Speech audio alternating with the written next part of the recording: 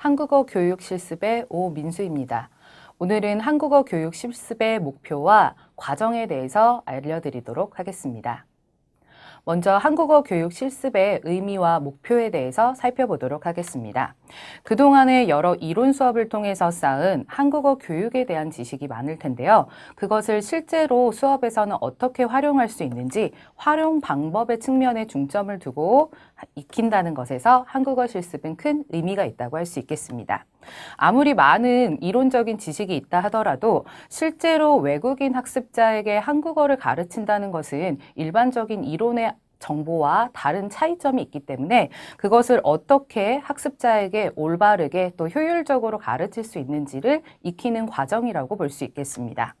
한국어 문법들과 어휘 여러 가지들이 있을 텐데 그걸 발화 상황, 듣는 사람이 나이가 많은지 또 나이가 적은지 또 어떤 상황에서 말하는지에 따라서 여러 가지 달라지는 표현들이 있기 때문에 한국인이라면 당연히 익숙하게 표현을 하겠지만 외국인 학습자에게는 다른 부분이 있기 때문에 그 부분에 초점을 두고 교육을 하는 것이 목표라고 할 수 있겠습니다.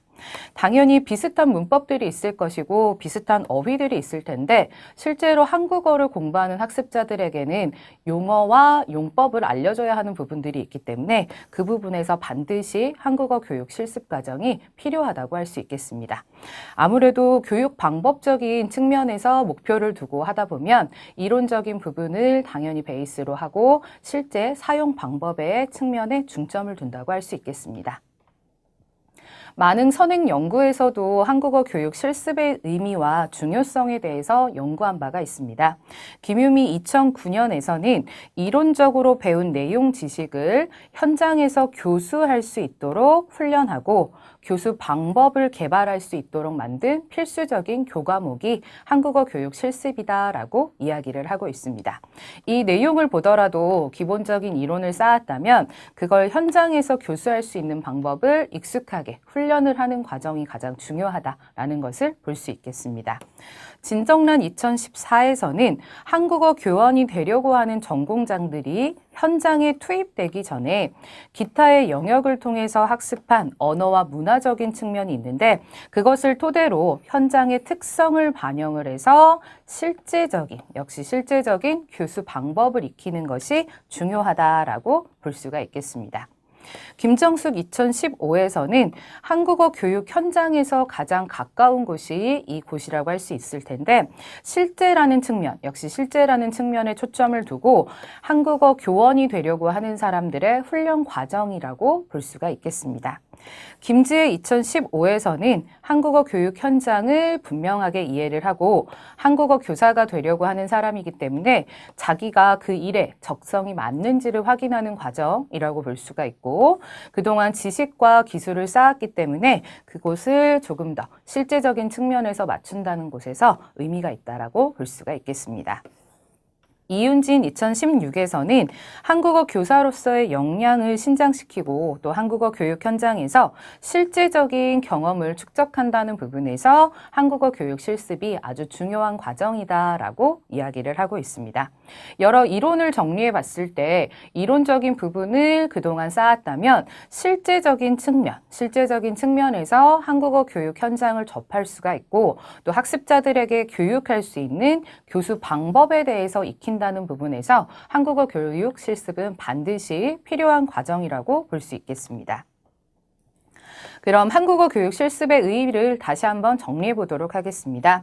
실제 교육 현장을 미리 접해 볼 수 있다는 점에서 가장 큰 의미가 있다라고 볼 수가 있고 실제 현장을 체험해 보면서 자신이 한국어 교사가 되었을 때 어떻게 수업을 운영할 수 있을지 또 어떤 부분을 주의해서 수업을 운영해야 할지 미리 간접적으로 또 직접적으로 체험해 볼 수 있는 것에서 가장 큰 의미가 있다고 할 수 있겠습니다. 한국어 교육 실습은 국립국어원에서 운영하고 있는 운영 지침이라는 것이 있습니다. 반드시 그 과정에 따라야 한국어 교원 자격증을 취득할 수 있는 부분이기 때문에 몇 가지 기본적인 지침 사항을 살펴보도록 하겠습니다.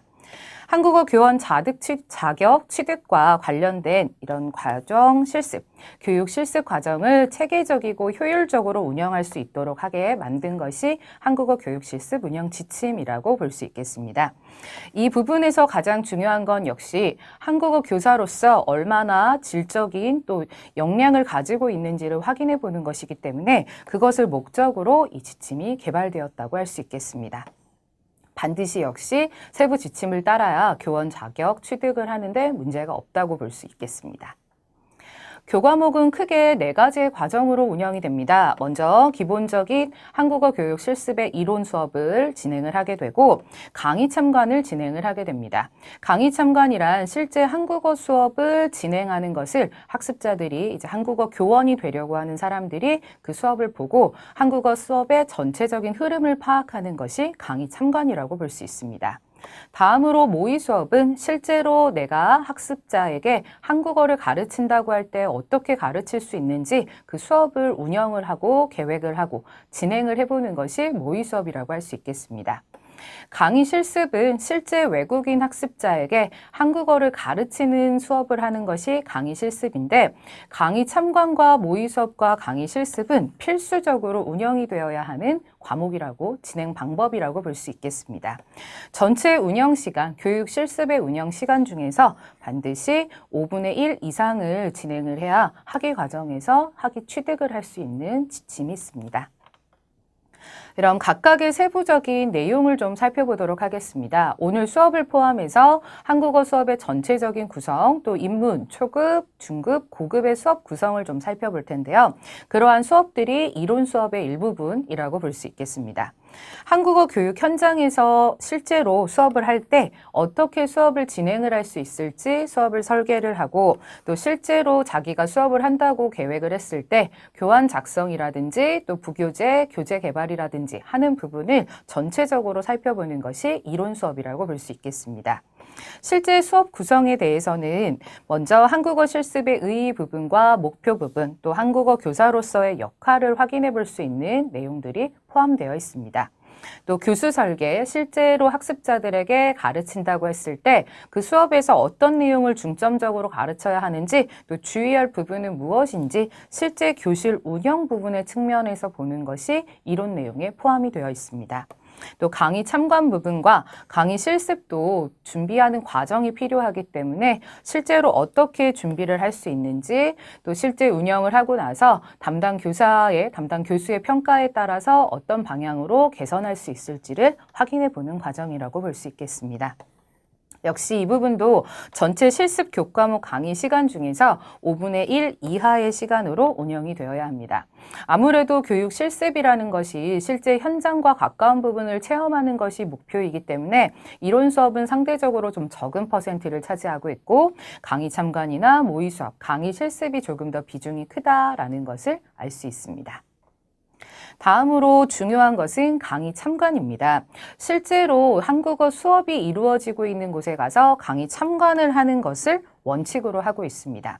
반드시 외국인 학습자가 한국어를 한국어 교사에게 배우고 있는 현장을 보는 것이 지침입니다. 실제로 현장 강의 참관을 하지 않는 경우들이 생긴다면 이 부분 중에서 강의 실습 부분을 5분의 1 이상으로 구성을 해서 수강생들이 실제로 한국어 교육 한정을 반드시 체험해 볼 수 있도록 하는 것이 목표라고 할 수 있습니다. 일반적으로 강의 참관은 수업이 진행이 되고 있는 대학교 부설기관이나 또 센터 같은 곳을 가서 반드시 수업을 보고 그 강의 참관을 본 다음에 일지를 쓰고 전체 수업을 파악하는 것을 목표로 하고 있습니다. 다음으로 모의 수업에 대해서 살펴보도록 하겠습니다. 진행을 하는 담당 교수의 지도 하에서 오프라인으로 실시하는 것을 원칙으로 삼고 있습니다. 수업을 진행을 할 때 한 자리에 모여서 동료 수강생들과 모여서 실제로 수업이 준비될 때 어떻게 진행이 된다라는 부분을 진행을 하고 또 실제 학습자들이라고 가정을 한 후에 수업하는 모습을 30분가량 보여주게 됩니다. 반드시 이 부분도 담당 교수와 커넥을 해서 지도 부분을 받아야 되고 또 수업이 끝난 후에 모의 수업이 끝난 후에는 반드시 평가를 받아서 앞으로의 개선 방향을 잡을 수가 있겠습니다. 또 동료 수강생들의 수업도 반드시 보는 것이 목표인데 일반적으로 수업이 구성될 때 각각의 학습자들이 30분가량 모의 수업을 하기 때문에 다른 학습자들의 수업도 볼 수 있다는 장점이 있겠습니다. 또 담당 교수가 현장에 없는 경우는 좀 예외적인 경우라고 할 수 있는데 학위 과정에서 국외에서 거주하고 있는 수강생에 한해서는 실시간 화상 온라인으로 수업을 진행을 할 수가 있습니다. 그런 것도 상황이 여의치 않다면 외국인 한국어를 배우는 외국인 학습자에게 모의 수업을 진행을 하고 그 현장을 촬영해서 담당 교수에게 제출하는 것을 지침으로 하고 있습니다. 일반적으로 국내에서 진행이 되는 과정이라면 실제 오프라인에서 모의 수업을 진행을 하게 되고 그렇지 않은 경우라는 영상을 촬영을 하거나 화상을 통해서 반드시 모의 수업은 진행을 하는 것이 지침으로 되어 있습니다. 다음으로 강의 실습 부분을 살펴보도록 하겠습니다.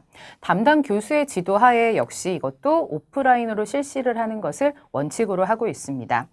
반드시 현장 교육 참관과 또 그 교육 현장에서 강의 실습을 하는 것이 지침인데 그렇게 하지 않는 경우에는 강의 참관 부분의 비중을 좀 높여서 5분의 1 이상 강의 참관을 진행을 하면서 수강생이 실제 한국어 교육 현장을 똑같이 체험해 보도록 하는 것을 목표로 하고 있습니다.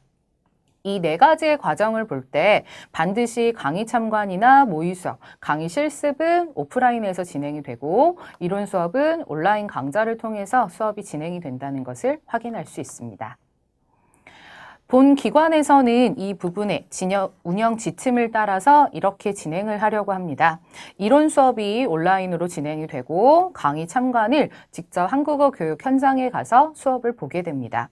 모의 수업은 오프라인 현장에서 동료 수강생들을 대상으로 수업을 30분가량 진행을 하게 되고 다른 동료 수강생의 모의 수업도 진행을 하는 것을 지켜볼 수가 있겠습니다. 세부적인 운영 과정에 대해서는 다음 섹션에서 하나하나 소개를 해드리도록 하겠습니다.